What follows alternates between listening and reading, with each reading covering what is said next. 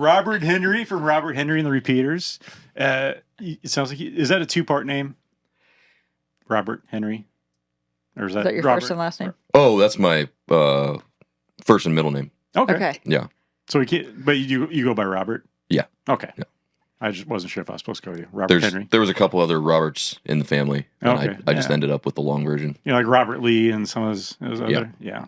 It's cool. So how long have you been doing music for? I picked up a guitar when I was 14, and I started with heavy metal. Actually, me and my drummer met. I think I was a sophomore; he's a freshman. Yeah. In high school, and he was the only other kid that wore metal T-shirts and had long hair. So I was like, "Dude, let's start a band." So wait, you were metal before? Oh yeah, really? I still love metal. Yeah. So like in high school, and everybody when they go through high school, they got like the metal kids or the goth kids or the like skater kids, and then there's the country kids, and then there's the jocks. And then, so which category were you in? Sounds like a big school you went to. Well, most schools have at least 3 or 4 groups. Yeah. I kind of was a part of everything. Yeah? Like whoever was having a party, I was there. Perfect. I didn't care. I would hang out with anybody. Equal opportunist. Yeah.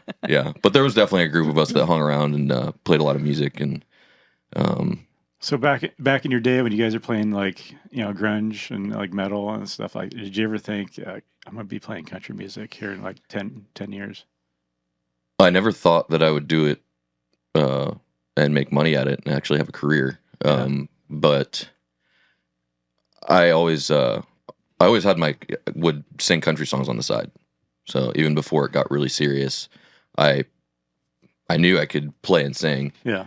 But it was just kind of something I did for myself. Is this something your family enjoyed? Like, were they into country? Oh, yeah.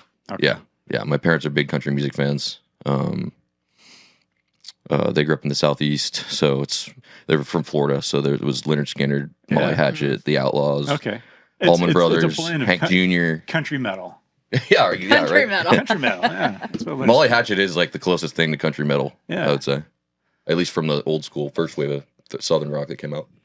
So you started out doing that. And you said you're drummer. You've known your drummer since high school. Yes. Wow. And then the rest of the band kind of formed over time, or you went through a couple different versions of your band? Yeah, well, when I first started really playing out, I mean, we didn't really make it past the garage. I think we played like a handful of shows. Our band name was Bigger Trigger. Okay. In other words, wishful thinking. But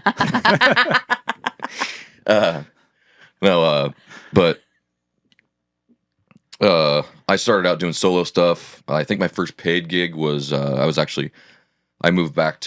originally from Florida, but I moved out here. I'm an Oregonian. I grew up here. I think I was 7 or 8 when we got here.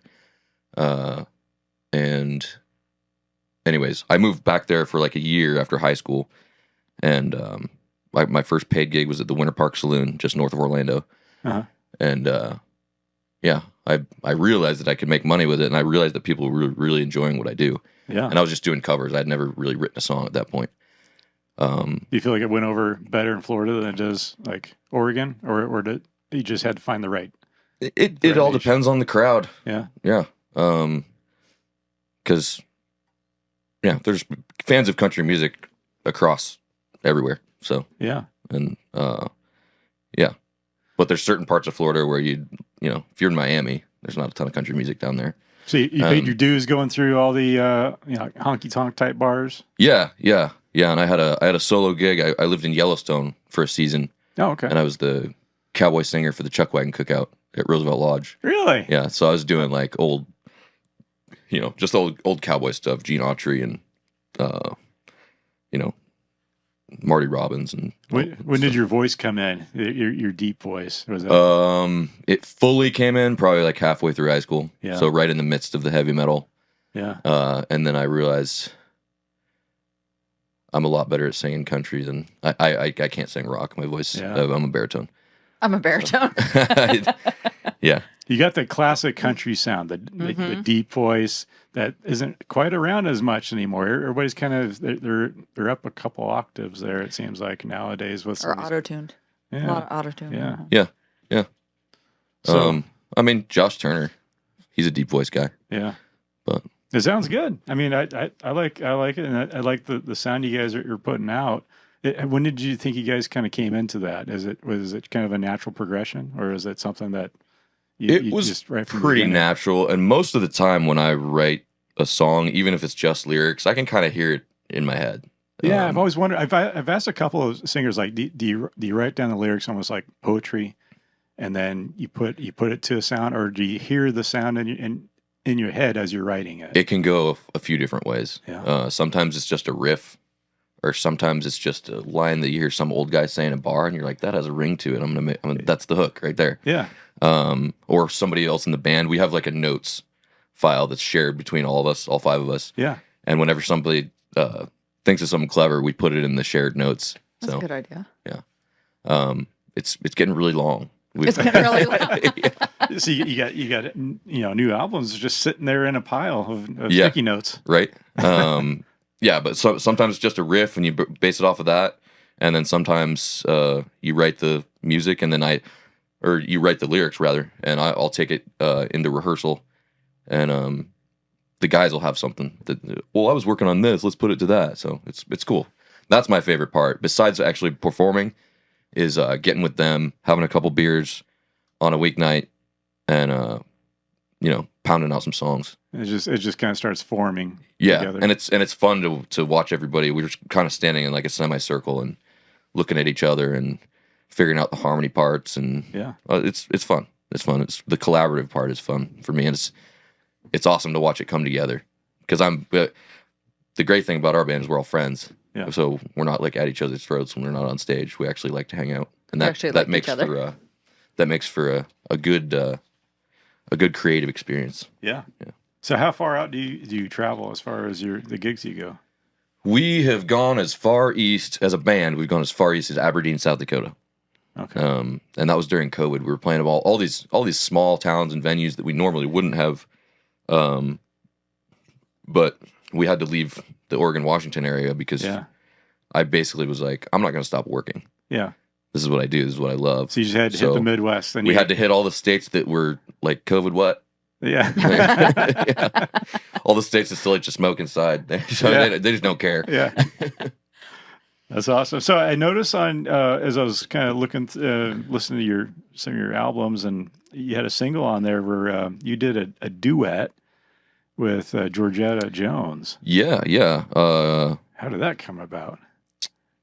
It was through one of my booking agents. Actually, my first booking agent I ever signed with Miss Liz Gregory. She lived in Nashville for 30 plus years and had a connection. Used to book Tammy Wynette, I think later on in her career in the 80s. Yeah. And yeah. And I saw that. It's like Georgetta Jones. That sounds kind of familiar. It sounds like George Jones. Yeah. It is George Jones. It's Georgette. It's George Jones, Tammy Wynette. Yeah. Wow. So, and that's the only child from that marriage. So that's kind of cool. That's amazing. Yeah. She's comes from legends. Yeah. And she can sing, and she said really does sound like Tammy. Yeah. In my opinion. That was a really cool experience. But it was also weird because again, COVID. I think I recorded that in October of 2020. So I actually didn't even meet the studio cats that laid down the track. Yeah. Because they were keeping everybody separate. So it was kind of weird. So it's like you send your piece in and then they do theirs, or how does that work? Yeah, well, we had to wear masks the whole time, and they were in the tracking room. You had to sing with the mask on? No. Oh, I'm like. But we could only take it off when it was your we were in the booth together. Okay. Or not together, separately. So, yeah. Wow. That's got to be nerve-wracking, though. I mean, that's a big name. You're singing with that people recognize, and she is one of the most down-to-earth people I've ever met. And I think that comes as a result of, I mean, obviously there was struggles with addiction in that family. And I think for the better part of the early part of her adult life, Georgette kind of strayed away and was like hands off the music industry and got into it later. Because she just sees how it is and, how things can get out of control. So yeah. Well, it was a good duet. You guys. Thank you. I think you guys. That's kind of hard when doing a duet. It seems like I don't know it. I don't sing. This is as close as we get to a duet. Yeah, but it seems harmonizing and not like overpowering each other because I've heard some where they like, the guy kind of overpowers the females, especially when they're coming up to like a crescendo. Yeah. And it kind of ruins the whole point of the duet. It's supposed to be kind of mirroring each other a little bit. And I think you guys did a good job on that. And that song, I think, probably is more of an issue live than in the studio because you can adjust stuff. Yeah. And it was also a separate track, so we weren't singing at the same time because we had to do it separate. Yeah. But yeah, thank you. It was fun, and the most nerve-wracking part was anyone that's gone to see me knows that I'll cover, in gigs that are long enough that we need to throw covers in. I'll do Merle, I'll do Waylon Jennings, I'll do, a number of different artists, but I do not touch George Jones with a 10-foot pole. Really? No. Nobody can sing like George Jones. Once George Jones sings a song, it's sung.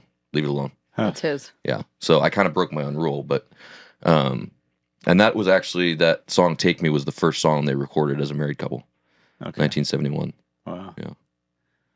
That's awesome. So you grew up in Lake Oswego? I did. Yeah, weird place for a cowboy singer. It is. I was listening. I saw you mentioned that, and I was like, oh, that's interesting. Where there's a lot of cowboys over there or something. No, there's not. There's not. Yeah. But I don't really know how it happened. Yeah. I mean, my parents were always into country music, and I just loved it. So yeah. Are there any other singers in your family? yes. Oh. Yes.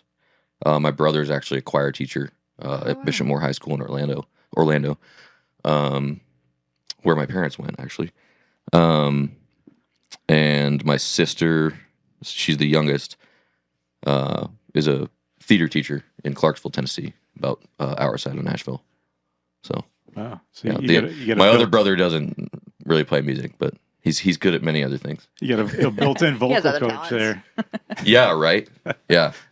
I used to use him to tune my guitar sometimes when I was first learning. Yeah, he has perfect pitch too. Really? Yeah, my brother John. He's the most talented musician, and the best singer is my sister.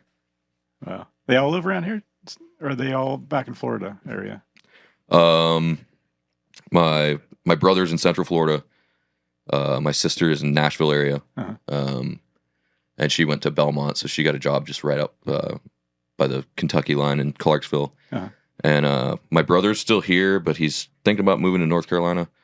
And then my parents are still in Laco, but they're talking about moving back east too.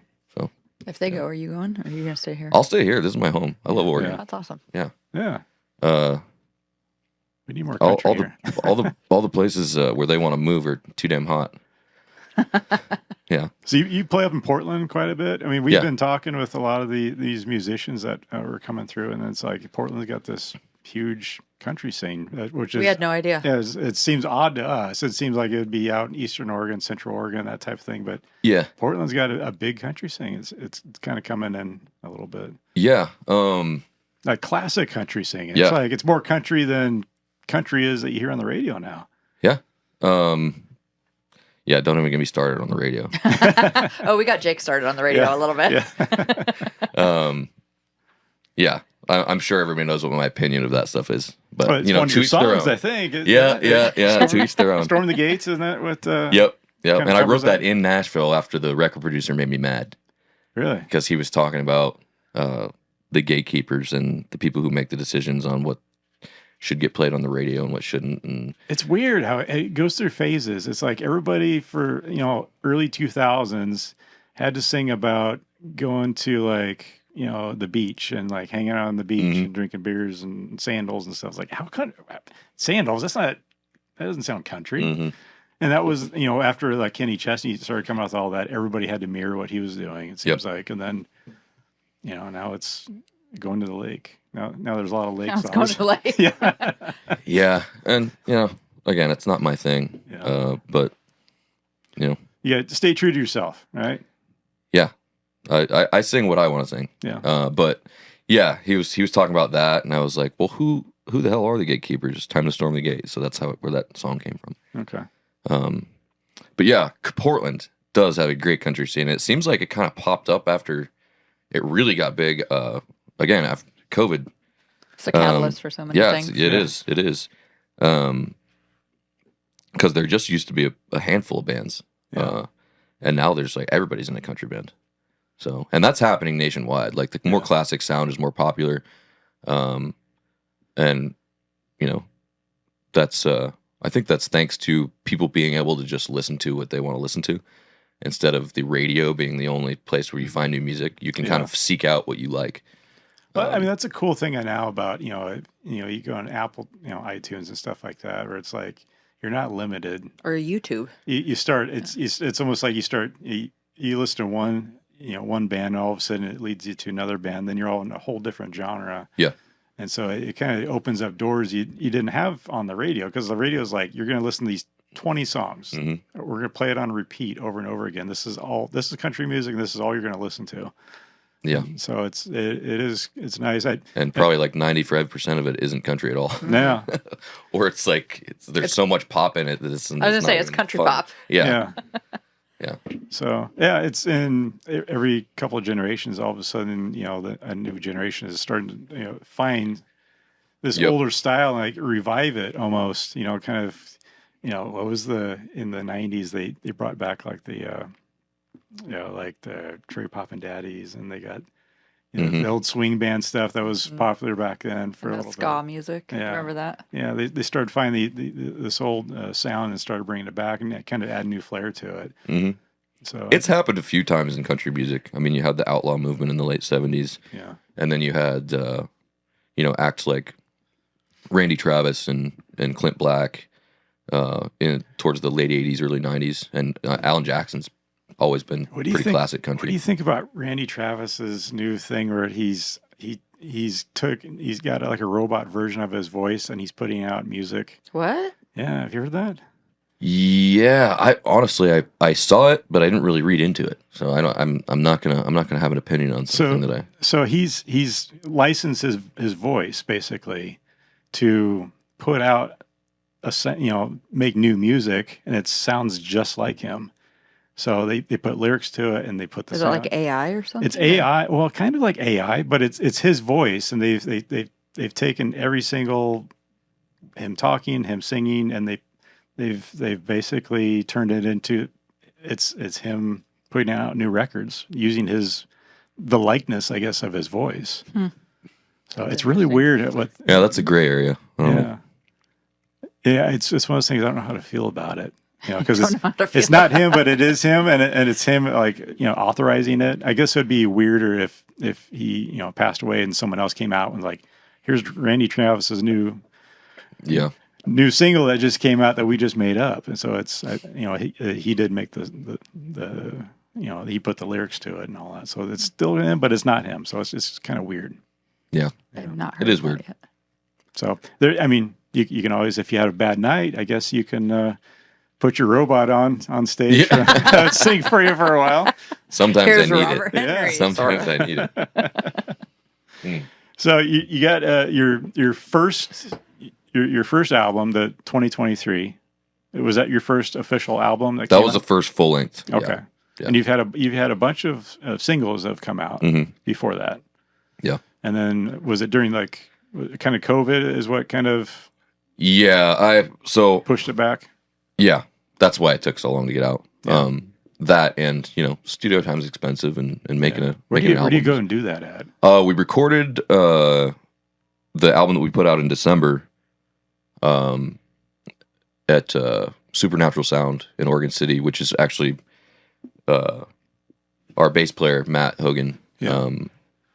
His parents, his dad runs that. Yeah. So. We've also got a built-in practice space, which is kind of nice. But lately, we've been recording at a place in Southeast Portland called Dead Aunt Thelma's. Dead Aunt Thelma's? Dead Aunt Thelma's. Yep. It's Dead Aunt Thelma. I thought you said Dead Aunt Thelma. So I'm like, Yeah.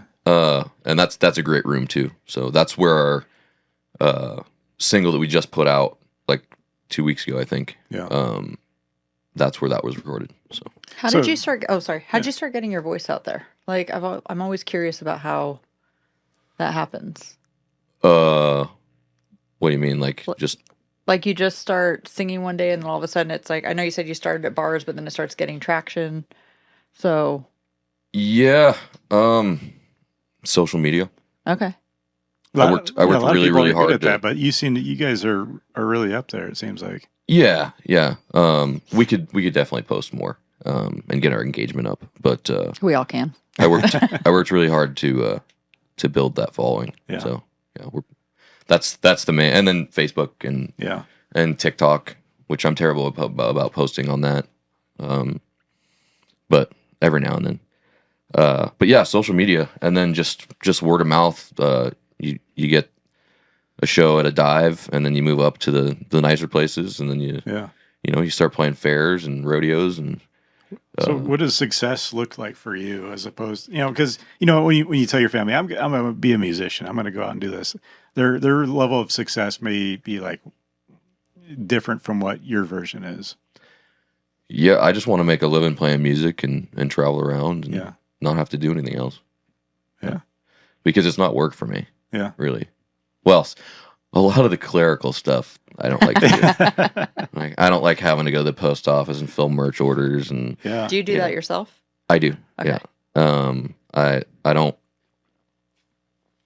I don't like having to do the taxes for the business. Just all the little Nobody likes that part. all the little People stuff don't behind. think about it. It is a business behind the scenes. Yeah. You've got, you guys going out and playing bars, you got to pay your band. Mm-hmm.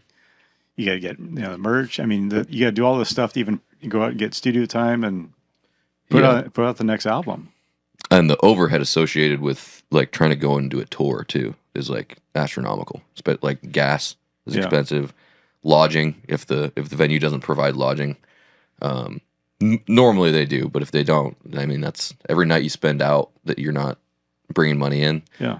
So and it's hard when you're up and coming too to book those Sunday nights and Monday nights and Tuesday nights and Wednesdays.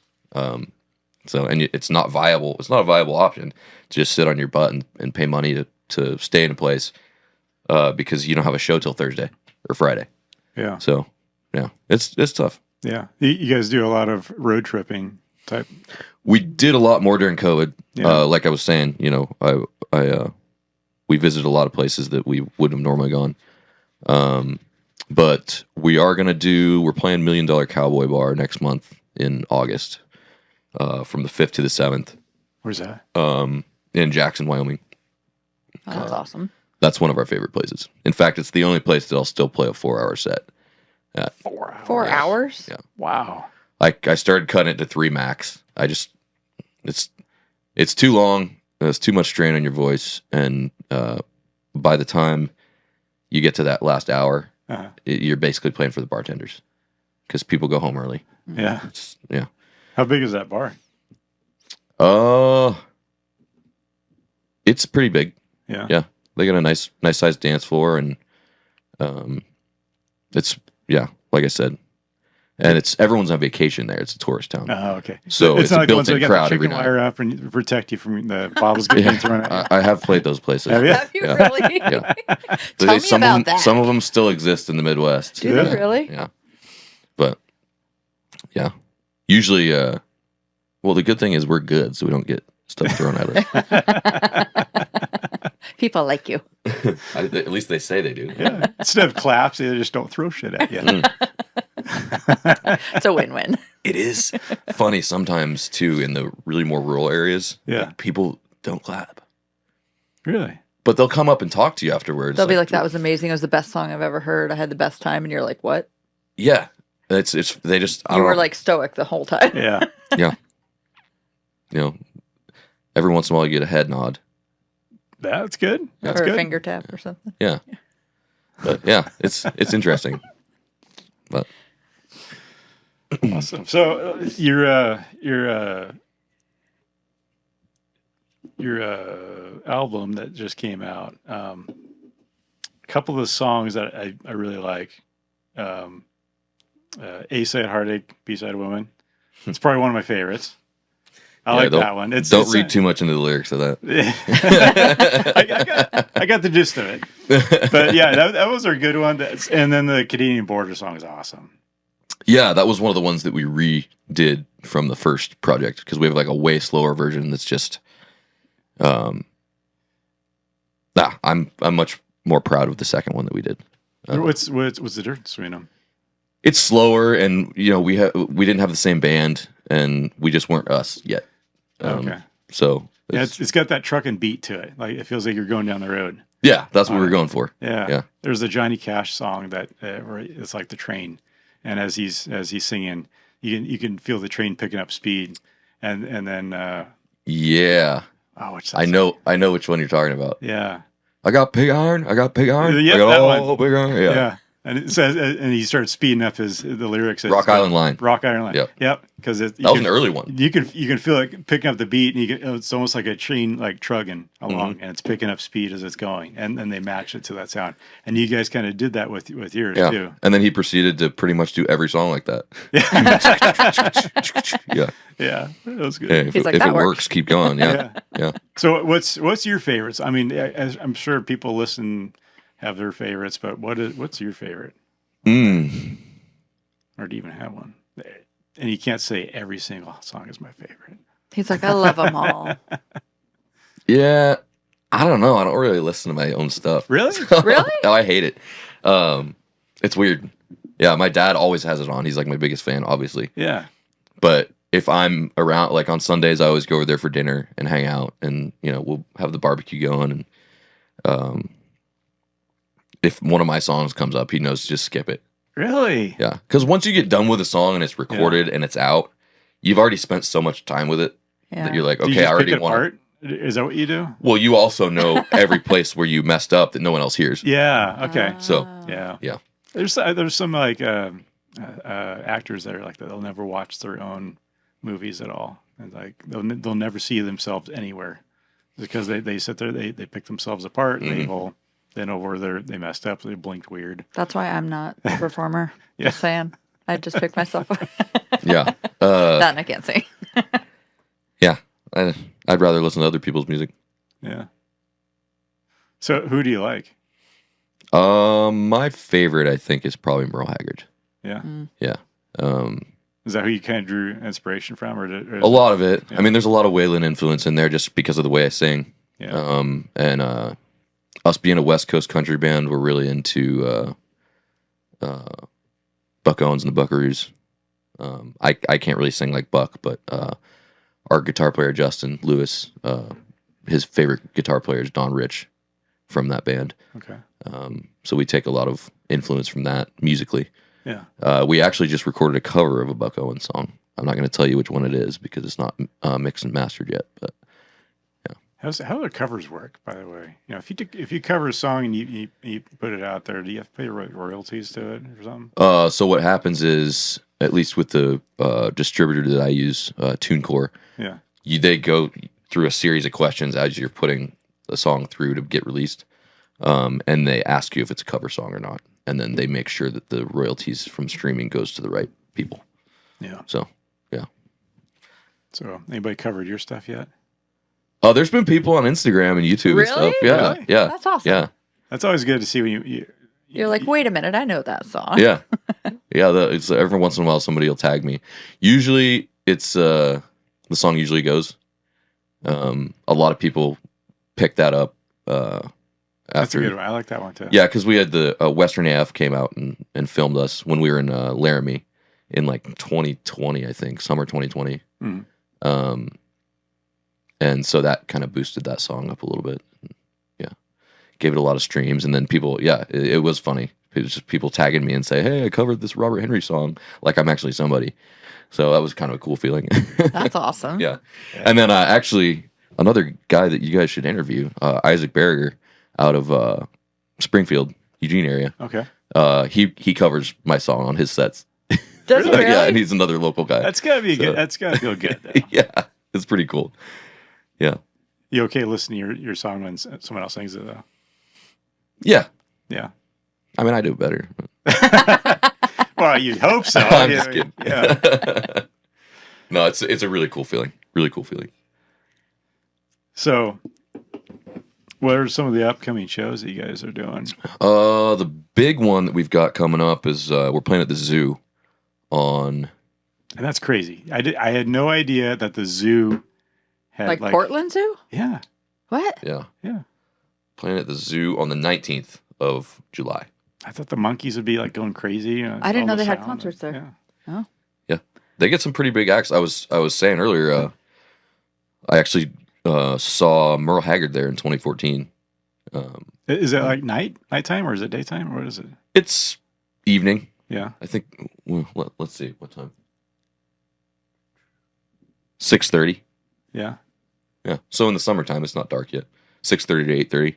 Okay. We'll just play 2 hours straight through. Mostly originals. Yeah. That's awesome. This is your second time doing that. Yeah, we did it last year too, and it was fun. The sound was great, and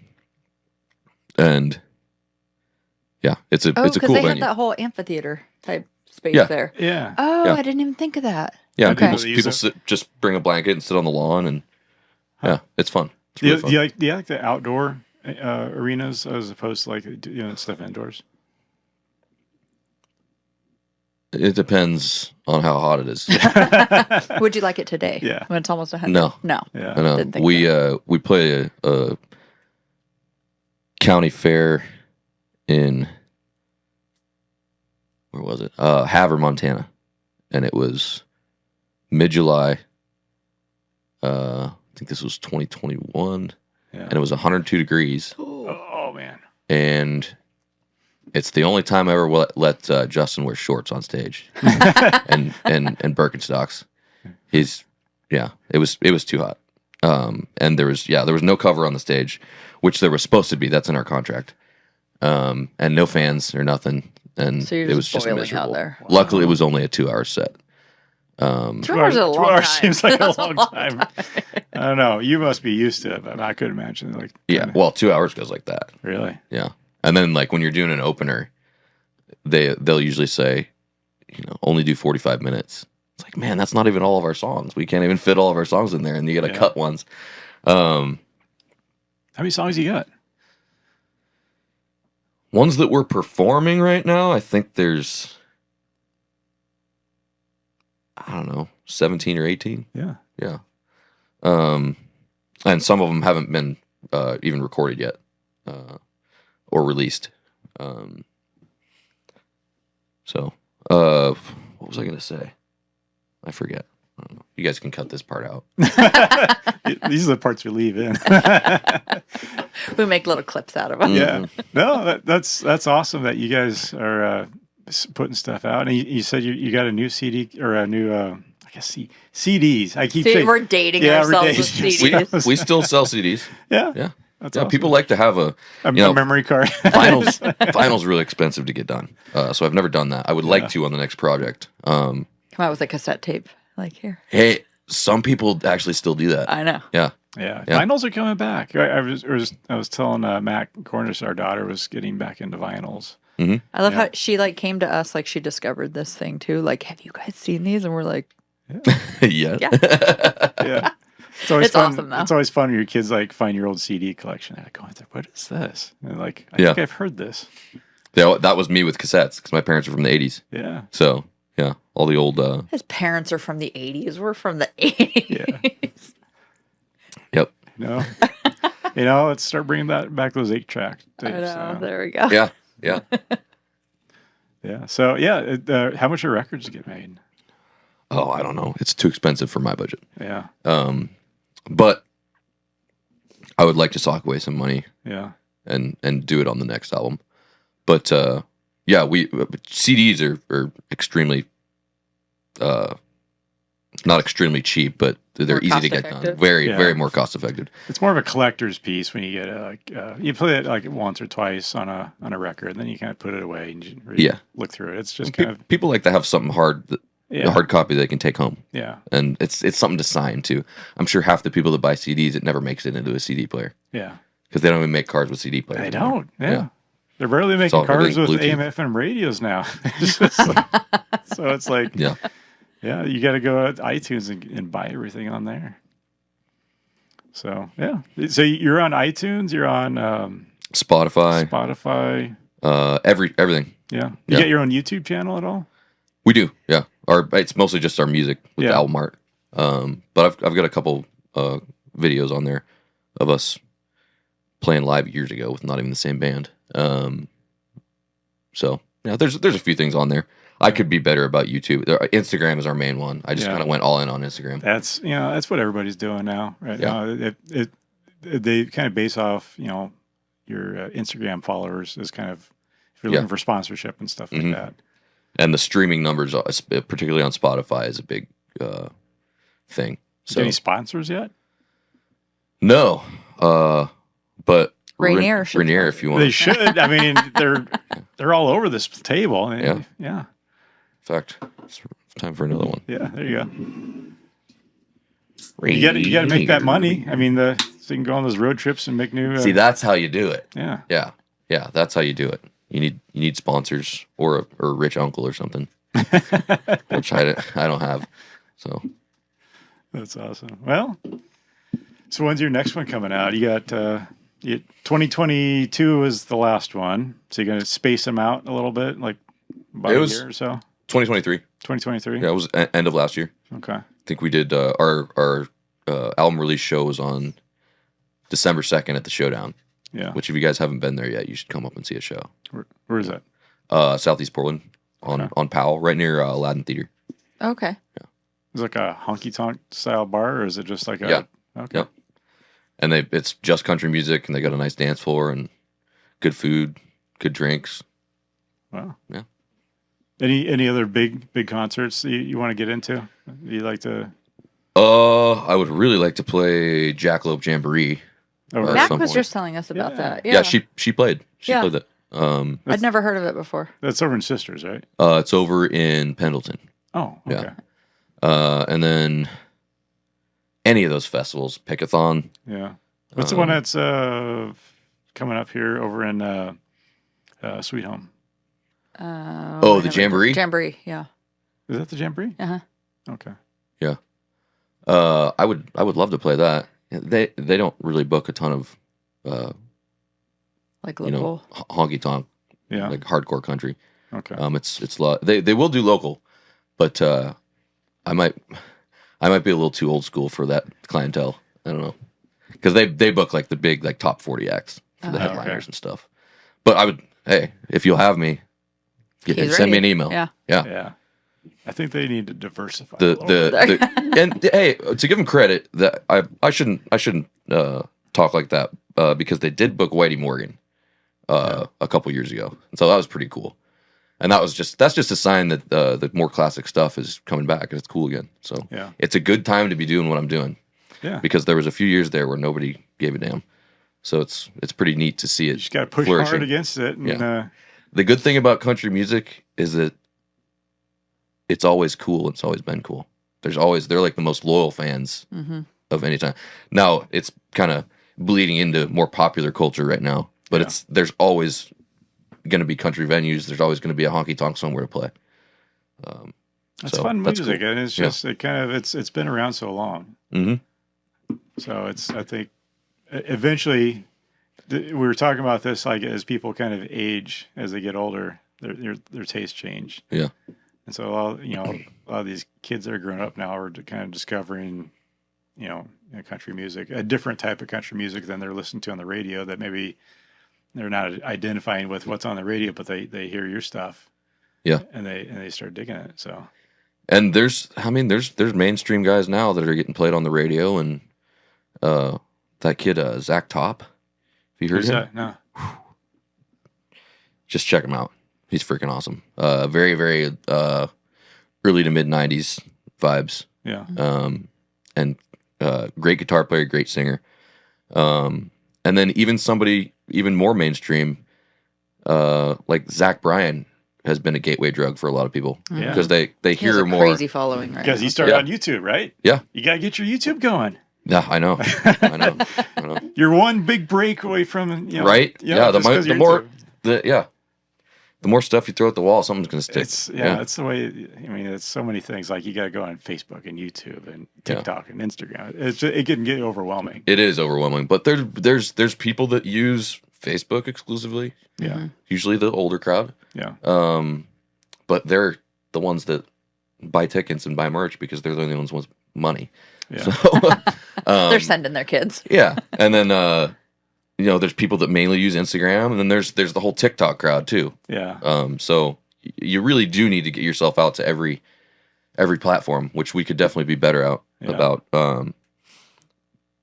Jake, my drummer, helps out a lot, making posters and keeping up with the social media and making sure we're on top of that too. So, where do you guys get all your like album art and like the cover art for this stuff? Our buddy Wes Yossi designed the cover for our album that came out in December. Yeah. He's also a great musician. If you ever get the chance to see him in Portland, go see him. And Jake does a lot of the posters and stuff. Oh. And sometimes we use just photos that different photographers have taken. Our friend Monica did the shot of us in the bar for the album cover. Yeah. And that's actually at Dub's Tavern, which is like 90 seconds from my front door. It's my favorite place. Really? Yeah. We play there every month. And speaking of, you were asking me if I like doing the outdoor shows or the honky tonks. Yeah. I like playing in a neon lit old bar. Yeah. And as long as there's people dancing and people paying attention and they're into it and they're getting drunk, I love the rip roaring time. It's just so much fun. Yeah, that's awesome. Yeah, you got people there that actually enjoy and watching, and you're not just kind of up there by yourself, and that's good. And they're there for that reason. They're there to see you. So yeah, and drink. I like to think that. Yep. So how do we support you? How do we get the word out about you guys? And I mean, go check out Robert Henry and the Repeaters on whatever streaming platform you use. Yeah. We just put out a new single a couple weeks ago, like I said. It's called Wrong Side of Stupid. We did a cover of a Waylon Jennings song, Laid Back Country Picker, that we're going to release here in probably a couple weeks. Got to get that mixed and mastered, but that's our next one. I haven't set a date yet. And then follow us on Instagram at Robert Henry Music. It's Robert Henry and the Repeaters on Facebook. Yeah. TikTok, Robert Henry Music. So we've got stuff posting all the time, and TikTok's very like worldwide. So how does that go over? You just post videos until one blows up, I think. Yeah. And I've had a couple like go like mini viral. Yeah. But nothing huge. It's funny to see like some of these country singers, and they go overseas, and sometimes they're bigger overseas in like Japan and stuff than they are at home. So it's weird. It's to see like Japanese people like so into like country music. Yeah. It's funny you say that. We have a lot of listeners in Australia, and in the UK, and in Finland for some reason. Finland. Yeah. I can see Australia because Australia's cowboy. Yeah, they got some cowboy. Australia's cowboy. Yeah. Once you get out of Sydney, it's like it's backcountry cowboy stuff. But Finland? Yeah, Finland. Actually, our we were lucky enough to get a write up in that publication, Saving Country Music, online. He does a bunch of reviews. Yeah. And right after that article came out, like for like a month there, our top streaming city, because it gives you the analytics on Spotify for artists. Mm-hmm. Our top streaming city was Helsinki, Finland. Really? Yeah. I think Western Europe is kind of in love with the idea of like what they think we are as Americans. They think everybody's a cowboy. Yeah. And they love that Western, like guys like, Bob Dylan and Ramblin' Jack Elliott and stuff. Like they were big in Europe before they were big stateside. Mm-hmm. So they like that folky country stuff, and it's cool. I would love to go over to Europe and do some stuff. Yeah, sounds like Finland's ready for you. Yeah, yeah. That's awesome.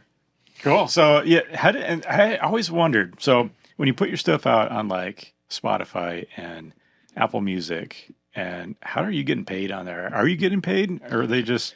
Yeah, I think it's like 0.003 cents. or something Okay. per stream. So I am supporting you in a way. Yeah. Because I mean, when you get like an Apple Music, like you pay the subscription so you can kind of download music and stuff on there. They're somehow keeping track of what you're downloading. Is that how it works? Yeah. Yeah. Okay. And if somebody chooses to go and actually buy the album, like off of iTunes, I get that too. Okay.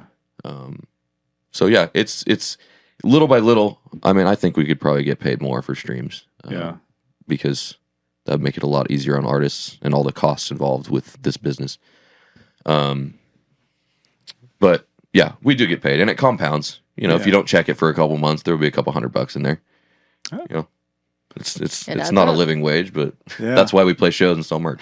It's weird how like they pay you 3 cents, and they're like, okay, that doesn't seem like. And then all of a sudden, millions of people are doing it. It's like, and that's a big difference between like a couple thousand. Yep, that's exactly. Crazy. Well, hopefully next time you go in there and check, and one of these days you'll check, and that balance will be off. Have like charts. extra zeros. Yeah, we'll. Got to get put on one of those editorial playlists on Spotify and watch it grow and blow up. Every now and then it'll spike for some reason. Yeah. Whatever the algorithm does, I don't know how any of that stuff works. Starts pushing out to Finland. Yeah, apparently. Yeah. And it'll go through cycles. Like one song will start to get really a lot of streams, and then like for whatever reason, the last like month and a half, it was Last Cowboy Hat in California just like spiked. Really? And then for whatever reason, there's like that reprise I do at the end, which is only like a minute long. That spikes. And I was like, people are listening to that and not the actual song. Like that was supposed to be the outro to the album. It's weird. Can you see where it, like, is it California? Yeah. I'll show you right now. Top streaming cities. We got Portland, Seattle, Denver, Dallas, Chicago, Atlanta, Charlotte, San Antonio, Philadelphia, Austin. The top 10. Wow. Yeah, so it's all over the place. Huh. It's pretty cool. I had no idea. That's cool. Well, I appreciate you coming out here, man. Yeah, and thanks for listening to the music, and thanks for having me on. Yeah. And thanks for the beer, too. So, Robert Henry and the Repeaters. And then your next show is it this week? It is. I got to check. We got so much stuff going on. Yeah, you guys got stuff going on almost every week, it seems like. Yeah. Oh, we're playing it at Showdown on Thursday. So if you guys want to come up, I'll get you in for free. There you go. Yeah. And if you do come up, like I was saying, I meant to bring hats, but I got to order more. Well, we got to go for the hats. This is going out on Thursday, so luckily we're going to put it out, and it's going to be relevant still. So Love it. Yeah. All right, we appreciate you coming out, man. Yeah. Thank you. Yeah.